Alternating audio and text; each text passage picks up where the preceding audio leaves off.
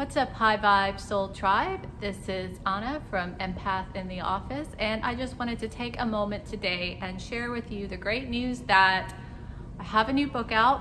I think it's really helpful, and I just want to guide you guys through it because oftentimes when you're getting a book, you don't know what's in it. Why should I buy this? Although you read it, it's always, although you read the description, it's always better to just kind of dive in and have a personal story about why I created this book, what it can do for you, who it's for, and what exactly it looks like when you get it.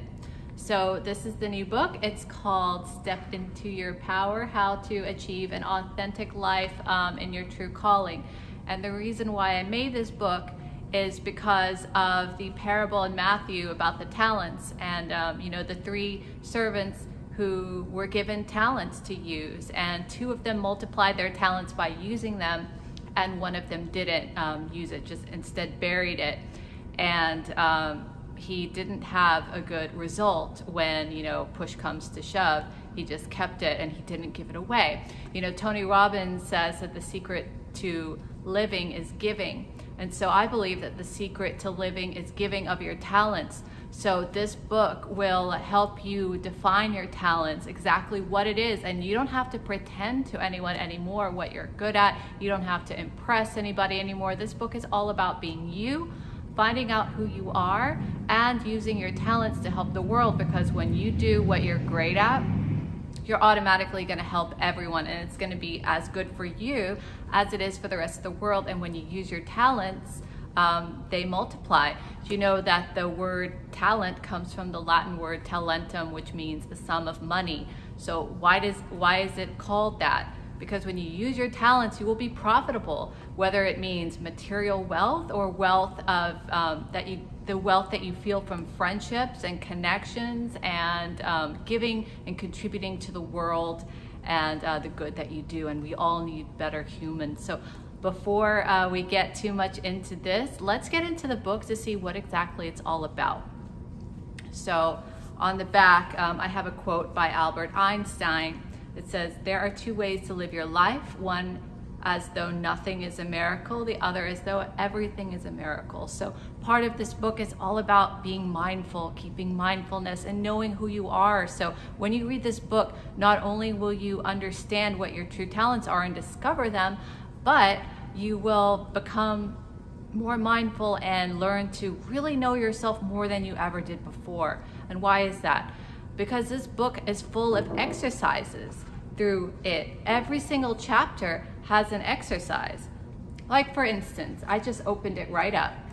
Every chapter has an explanation of a tool that you can use to find out who you are and what your talents are, to activate your talents. And then there are some exercises that you can do to dive into yourself and learn more about yourself. So that is an awesome part of the book. Let's see what else. Let me just go through the table of contents for you. So I have the table of contents. It is divided into 5 parts. The first part is called assessment, and it's designed to assess exactly where you are in this moment. So it introduces the concept of soul reclamation, and this book is also all about when you're connected to your soul, you find your true passion, you find your true life purpose, you find your true talents, and your talents will indicate your life purpose. So this book will carry you through a soul reclamation process. The first part of it is the assessment of where you are right now, right?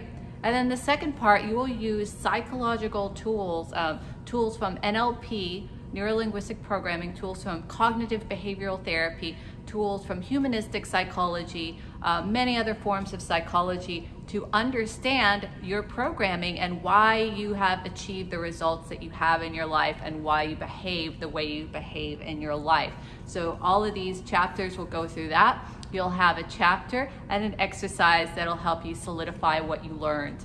And this book is designed to be a journey. So when you journey through these things, most people do a chapter a day so that their subconscious mind can internalize what they learned, right? So you have all of these things to understand how you're programmed, and then you can decide if it's working for you, right? But before you realize what it's that it's working for you or not, you got to accept yourself as you are. A lot of people, they don't think that they're good enough deep down inside. So this section on self-acceptance is part 2, and it gives you tons of exercises on how you can accept yourself, what to do if no one likes you, unhealthy comparisons to others, accepting praise and gratitude, allowing yourself to make mistakes. So many people don't allow themselves to make mistakes, and this is also gained from my experience, my life experience. It has stories in there to help you understand, to love and accept yourself and be grateful for yourself, and to be firm in that awareness of yourself. Now, part 4 is about romancing your soul. So now that you love yourself, you want to start connecting to your true nature, your true divine nature, your soul, your true self, whatever you want to call it, whatever you believe. It's all about just getting to the true nature that you were born with.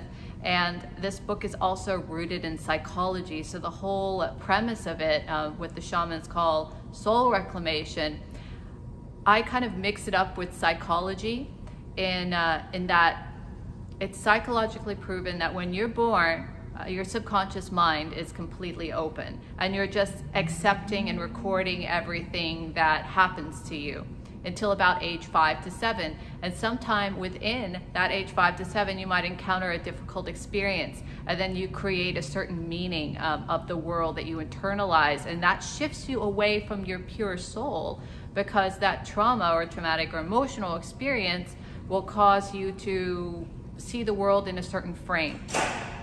So this book is all about understanding what that frame is and figuring that out, and also accepting yourself. And then after that, we'll give you some action steps on what to do once you figure out, connect with your soul, give you some action steps to help you do that.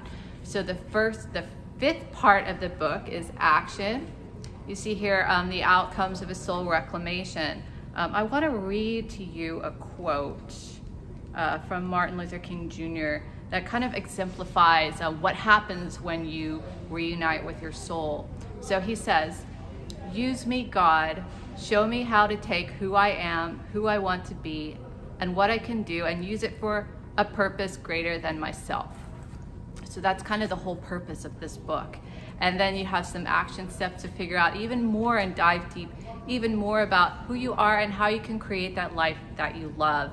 And as a bonus, there's also a soul-aligned timeline meditation that you can go and kind of erase and change and mold some things in your life that you would like, to be different. And it gives you the power and tools for you to do that in the future, or for whatever that you might need.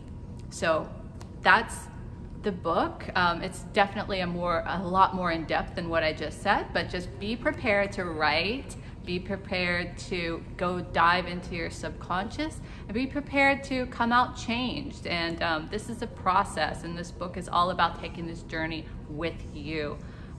We're never alone, we're all connected. And I certainly hope the best for you. If you have any questions at all, visit my website at www.empathintheoffice.com. A lot of resources for you. Search us up on YouTube or Instagram at empath_in_the_office. And wish you a wonderful life. Let me know what you think about this book. Tag me in this book if you get it and what you learned. Bye-bye.